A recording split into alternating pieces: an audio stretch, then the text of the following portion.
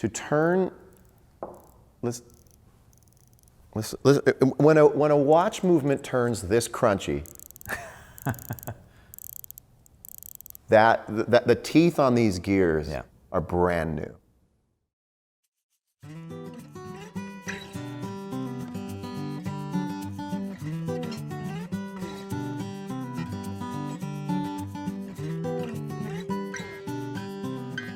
John Mayer, 5 years later, from the original Talking Watches. How many Talking Watches have you done so far? We have done 45 episodes of Talking Watches, and you were the first. Wow. And little did we know that it would become what it is today. I mean, now it's really our flagship property, I would say. Great. And we shot that video in a cafe in New York City on a day that you were in town, I think to do Letterman or something like that. That's right. And really no thought given to it, and now here we are. Yeah, and since then it's become a little bit more understood, the sort of notion of showing your watches off. Yeah. Being more of a historical-based, sort of passion-based thing, and not like, hey, look what I got. You know, it's not really supposed to be like a flex, as the kids call it. It's cool to see people accept someone showing off their collection as more than just showing off. Showing wealth. Showing wealth. And a lot of these watches that we'll see today, you've had for a long time. I mean, even longer than Hodinkee's been around. Yeah, longer than 10 years. And I think that's important to point out, that the value, or whatever people say, of some of these watches would make them prohibitive for me to own all these now. And so we have a lot of Daytonas here. Yes. So the Daytona is a big part of what you do, what you love. Should we go through a few? Yeah, absolutely. Why don't we start with this guy here? This is a 6265, so fairly later on into the lifespan of the Daytona. Mm-hmm. And of course there is a burning, passionate love for Arab branded dial Rolex, especially Daytona. And this has the Omani Khanjar, I believe they call it. Mm-hmm. And it's in the 6 subdial. It's green. It's kind of pot leafy. There's something about it from afar. It's a little pot leafy, is it not? I could see that. I could definitely see that. We're talking about red, silver, and black. Yep. And then the striking contrast of green. I think that's what really draws me. It really does interrupt the design in a way that's exciting to me, you know. And you could say the same for this. Is another 6265 with a. It doesn't say Rolex anywhere on the dial. It doesn't say Rolex anywhere on it. I mean, how much do you think of your brand to go, hey, get that Rolex brand off there? Which is something that just would never happen today. It would never happen today. So it represents somebody doing a custom order with Rolex. Yeah. And we've seen history dictate that that's happened, but it really doesn't happen very often anymore. It almost never happens anymore. But I mean, even this was for, you know, royal family members. This was not like just a wealthy guy doing this, you know? And how long have you had these two watches? 10 years, about 10 years. And they were in a trade. There were 3 Arab dial sport Rolexes in a trade. For what? For one Patek 5004. A white gold baton, you know, a very good version of a 5004. But did pretty well in that one. And what is this guy? So, as we're seeing Paul Newman Daytonas become astronomically high in value, I'm looking towards no-nonsense, non-Paul Newman Daytonas. And they really, I think, to me, are taking the place of what Paul Newman Daytonas were, but now to wear one outside of the house is kind of crazy. It is, yeah. And there's a jeans and t-shirt quotient to this watch. Mm-hmm. There's also a unisex quality to it. Yep. And this reminds me of an era that I was dreaming of making it in. So I was a kid dreaming of making it when these watches were in catalogs. We all want to make it in the year in which we most dreamed of it. Totally. And by simple virtue of time, you don't get a chance to do that. You end up, if you're lucky, making it, but years after you first had that aesthetic in your mind of what it was going to be like. Yeah. And these watches remind me of what it must have been like to have a brand new gold Rolex in 1985. That would have been what time it was around, 84, 85. Mm-hmm. And you have a little piece of where you would have been if you really did make it when you were 9. And this is a 6264. 6264. You could call it a Panda dial except for the red Daytona. Right. Right? But you could get away with calling it a Panda dial.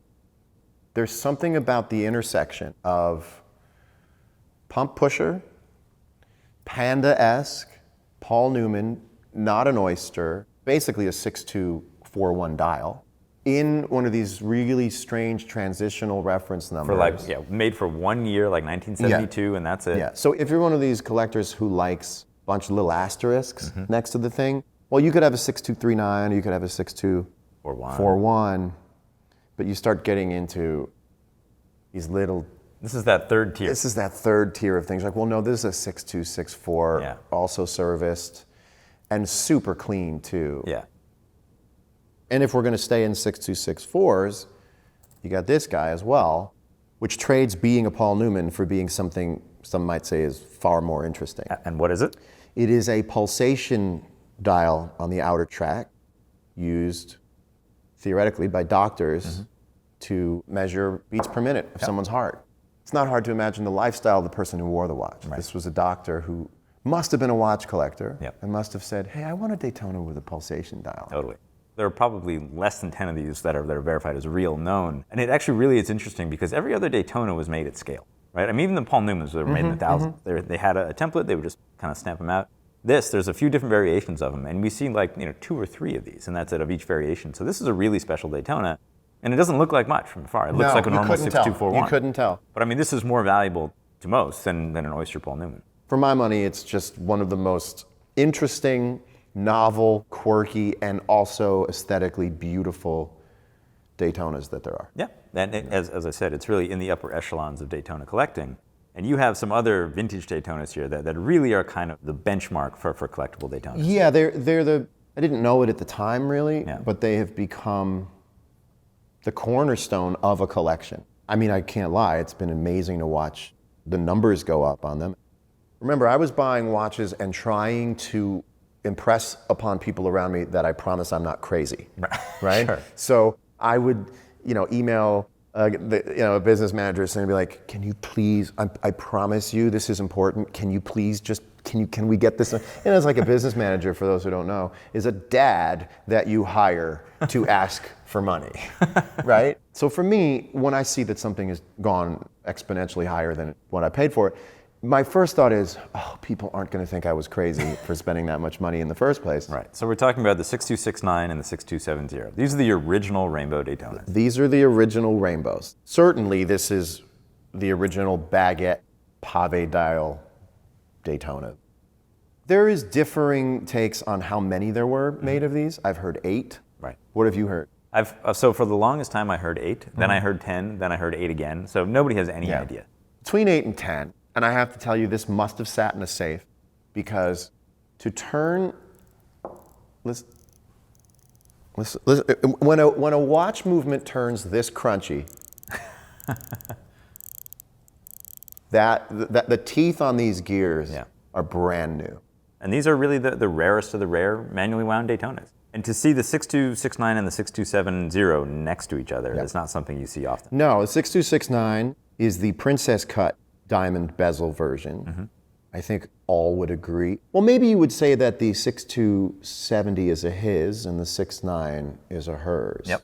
And that's dreaming about a life I certainly don't have, but man, would that be fun. Which is a great segue into the actual Rainbow Daytona, which you wear all the time. I don't quite know who the target audience is if you're just looking at the aesthetic. You could imagine, but there is something about them that when people see in person, they all kind of give in and go, yeah, I get it. Yeah, I get it. And when these first came out, everybody thought they were too much. The attitude on a Rainbow Daytona when they first came out was yuck. Who would do that? Who would go so far? And something happened that's brilliant, where the joy of collecting superseded the craziness of the design of these watches. And I remember referencing Jay Leno. Jay Leno is a real inspiration as a collector to me, because we used to go to Tonight Show performances, and Jay Leno's parking spot would have a different vehicle in it every day. And sometimes it would be like a 1920s fire truck. Right. And you started to learn after year after year after year that Jay Leno could drive anything he wanted, and it would make sense because he was such an enthusiast. And I do believe that if you are a big enough enthusiast of Rolex, that you can understand the rarity of the piece and also the rarity of the thought behind creating the piece. Absolutely. You can then wear the watch as a collector more than someone who goes, I just believe I'm the guy who should be wearing an entire gradient circle of sapphires. Yeah. I think that's me. I see a lot of myself in diamond set lugs. You don't. You keep the story the way it is and you wear it for several reasons. And then after wearing it for a while, you go, I actually kind of like it. And you've got 2 modern Daytonas here that you think could be something special down the road. Yes. So I really enjoy finding what I call sleeper hits. Watches that are released, same as anything else, but are usually eclipsed by a higher demand for a watch next to it. And I look at it and I go, did you guys not notice this just came out? Yeah. And I get them for that reason. The same year, I believe it was 2016, that the ceramic bezel Daytona comes out. Rolex releases a white gold and a yellow gold Daytona with a blue and green dial, respectively. Any other year before, if we had found out that Rolex was going to put out on an all-metal watch, a colored dial, I just went, how does nobody notice this? And I bought this from a dealer. From an authorized dealer. From an authorized dealer. And he sent it to me and he said, well, you're pretty crazy because I just found out that we can't get another one of these for a really long time and people kind of want it. And I went, yeah, I know. I enjoy looking past the hype and going, wait a minute, that is empirically really special. Yeah, so it's objectively rare. Yes. So I believe if you're out there and you care about what my picks are, the green dial gold Daytona is still out there, still floating around, and it's the future thing that I think people are going to go, why didn't we know? Because look, if we're constantly looking back, going, why didn't we know? There have to be future iterations of why didn't we know that we can act on now. And the same thing, maybe to a slightly lesser degree, but it's a midnight blue, full white gold. Except everybody goes so wild For the ceramic. for the ceramic Daytona that they miss that, wait a minute, the real Holy Grail, the real cup of a carpenter, are these, it's an Indiana Jones and the Last Crusade reference. Then the dealer said to me, he looked up at me, and he was an old guy, he looked up at me, he said, you have chosen wisely. And people over 40 will love that. So let's finish off the Rolexes. We've got a few subs actually. Yes, I'm a big collector of Comex Submariner and Sea Dwellers. In the last video you showed a 1680 Comex. Yes, which I still love, has a great story behind it. Well, the original Comex is what's called a 5514 reference, and that would be the prototype to the Sea Dweller. And that would be a Submariner with a helium gas escape valve. Why do I love that so much? Because it would be really hard to fake it. It'd be really hard to take a 5513, install your own helium escape valve, you know those garage helium escape valve jobs, and stamp it Comex on the back. Right. And so that is the perfect example of a Comex, which is Comex, a French diving team, needs a watch that can saturation dive deeper than a Submariner. And so this is Rolex's initial answer, which is, well, here's a Submariner that we think solves the problem. Right. And this one looks just like a normal 5513. Great faded bezel. It's a perfect dive watch. It's a perfect dive watch, and it's a perfect added value watch if you enjoy, like I do, the sort of diamonds on the inside thing. To quote a Ben Harper lyric that I've always remembered, it's like these little tiny elements that help you realize it looks basic, but it's not basic. If you want to go back all the way to the very beginning, to what, 1953? Yeah, 53, 54. So there's your very first Submariner before they called it a Submariner. Right, so it doesn't even say Submariner on the Doesn't dial. even say Submariner. What do you have? You have a no crown guard, big crown. Big crown, Explorer dial. 369. This would be the very, very first Rolex dive watch. Yeah, no hash marks on the Nope. bezel. So this is like a 54 Fender Stratocaster to me. This is the watch that birthed, in a lot of ways, every other dive watch you've seen since. So a lot of these watches, a lot of the vintage Rolexes you've had for a long time, 10 years plus. And then you transition kind of quickly into Patek Philippe. And so when I think of you and when I first got to know you, Patek Philippe was what you were all about. Yes. And I think the first time I met you, you were wearing this watch, which I still think of as one of your watches. It is one of my favorite pieces. 5971. 5971. This is the very end of the Lamania base plate movement era of Patek Philippe. And as we get to know their thinking a little more, we realize in the way that the 5960 coming out in platinum first was their way of celebrating their new in-house movement. This to me is graduation day for Lamania movement era perpetuals from Patek. When you see it in pictures, you might say that's just a watch with diamonds around it. When you see it in person, it all adds up and makes perfect sense. You know, remember, the 5970, like the 3970, has these American Courier typewriter font numbers that I love. I love the American Courier typewriter font on a perpetual. It is 80s banker Wolf of Wall Street nonsense. Yeah, it really is. And I really love it. I don't know about the lifestyle, but I think the aesthetic is really cool. So similar to the 5971, the 5004 plays a big part in your collection. You've got a bunch of them, you love it. The power of the 5004 lies in how big the crown is with a pusher in the middle of the crown. It is stunning. When you show somebody the split-second timer function, whether you're into watches or not, they go, wow, that's cool. It's a neat thing. 4 different metals in 3 or 4 different dials. Maybe 5 different metals, if you count the steel. if you count the steel. 6 if you count the titanium sold at the one watch. Well, you don't want to try That's a to deep cut. That's a deep cut. You know. But right, it is 5 metals. This is new for me on Talking Watches because I'm showing a piece unique that was made for me by Patek. And this was made 2012. This is a salmon dial 5004 with my name engraved on the back. At the factory. At the factory. Yeah. I decided to go with Mr. J.C. Mayer. I felt that was very much in the Patek style. It's also, again, I am not Mr. J.C. Mayer, but in the fantasy of the man I am when I wear these watches, I am Mr. J.C. Mayer. Nowhere else in my life am I Mr. J.C. Mayer. And the most interesting part about the watch is that I requested luminous hands.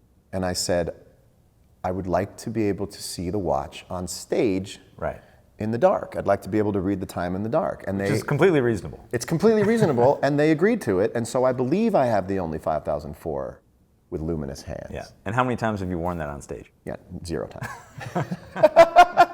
But I thought the request, well, also it's a you sweat right through one of these bands. You want to get a stinky band, you wear these on stage. And I probably will wear it one night when I'm playing real close to home. This doesn't travel on the bus, people. Driver carries no more than $20 in change. And so this is the first time I've shown off a piece unique. I don't necessarily make a habit of opening up that part of the story, but I kind of feel like if everyone is showing off these pieces they have, why not just one up them? And they go, well, we're into piece unique stuff now. There's just not another one. Yeah. I also want to say this: you don't see leather straps on the hip hop guys or actors or musicians. So you see Nautilus, you see basically Nautilus, But once you cross that barrier into leather straps, and I think a lot of people don't see themselves as being a leather strap person. And that's more to my point of like, yeah, I'm not either. But that's why wearing it is taking a jump into another lifestyle to wear it. But I just saw Post Malone with one. I was in the studio with Travis Scott at a 51:31 world time. No kidding. And so people are starting to go there. Kevin Hart. So that's really interesting to start moving into there. It doesn't get serious until it has leather on it, Or in this case, rubber. Or rubber. Right. And that sort of takes us into the watches I've worn the most over the last 5 years. AP, about 10 years ago, put out their first concept. And since then, sort of been releasing these watches that are hyper technical. They get their power from being a little different. And the watch I've worn the most, one of the watches I've worn the most, is the white ceramic GMT. It's the perfect summer watch. That watch has been in my wrist more times on stage with Dead & Company probably than any other watch. It's light, but it's big. Yeah. And much like this one, which is the latest purchase I've made of AP, which is the self-winding tourbillon. AP right now is on it with these watches.